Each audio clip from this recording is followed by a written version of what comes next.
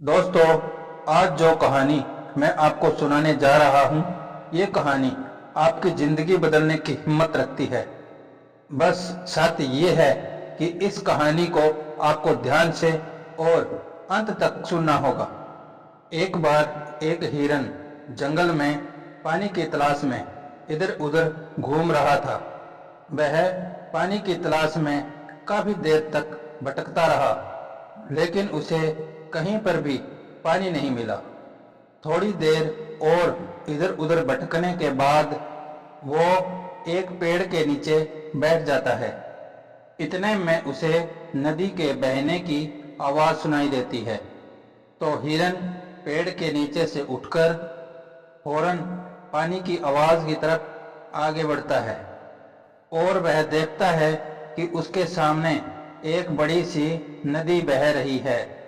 जैसे ही हिरन नदी को देखता है, वह खुश हो जाता है, मानो उसे फिर से एक नई जिंदगी मिल गई हो।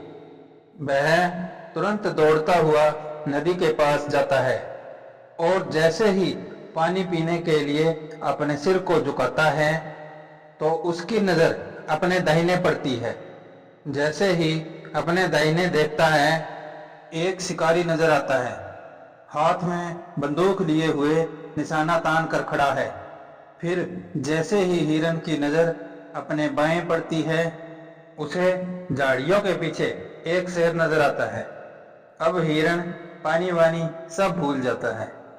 फिर वो पलट कर पीछे देखता है, तो उसे जंगल में एक भयंकर आग लगी हुई दिखाई देती है, जो कि धीरे धीरे उसकी तरफ बढ़ रही थी।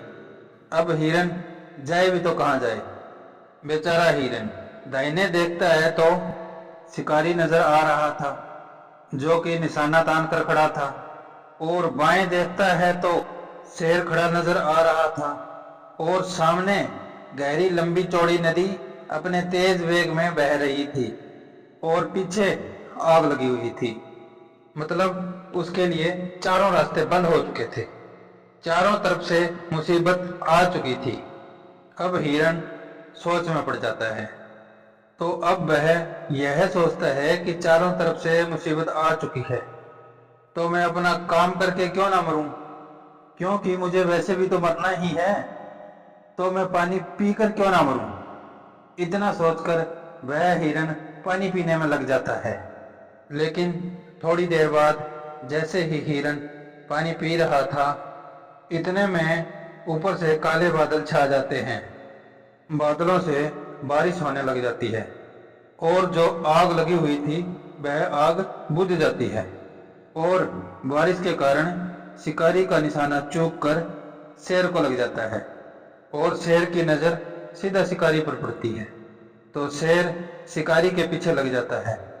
जैसे ही हिरण पानी पीकर अपना सिर उठाता है, तो वह अपनी बाईं तरफ देखता है तो उसे शेर नजर नहीं आता। वह जब अपने पीछे मुड़कर देखता है, तो जो वो आग लगी थी वो बारिश के कारण बुझ चुकी थी। मतलब सब कुछ सामान्य हो जाता है। इस कहानी से हमें यह सीख मिलती है कि इंसान की जिंदगी में जब समस्याएं आती हैं तो चारों तरफ से आती हैं, जिसके कारण इंसान घबरा जाता है और डर जाता है। अपनी समस्याओं से आपको ना तो डरना है और ना घबराना है। बस शांति से 2 मिनट के लिए सोचना है। जैसे हिरण ने शांति से सोचा और अपने काम में लगा रहा। वह पानी पीने आया था और पानी पीने लगा। इंसान भी अपनी कामयाबी से थोड़ी दूरी पर रहता है। उसे मुसीबत दिखना शुरू हो जाती है। घर की समस्या, पैसे की समस्या, जिसके कारण वो कुछ भी नहीं कर पाता, घबरा जाता है और डर जाता है। इसलिए आपको ना तो घबराना है और ना ही डरना है, बस अपने काम में लगे रहना है। अगर यह कहानी आपको पसंद आई हो तो लाइक, शेयर और सब्सक्राइब करना ना भूलें। धन्यवाद। आपका दिन शुभ हो।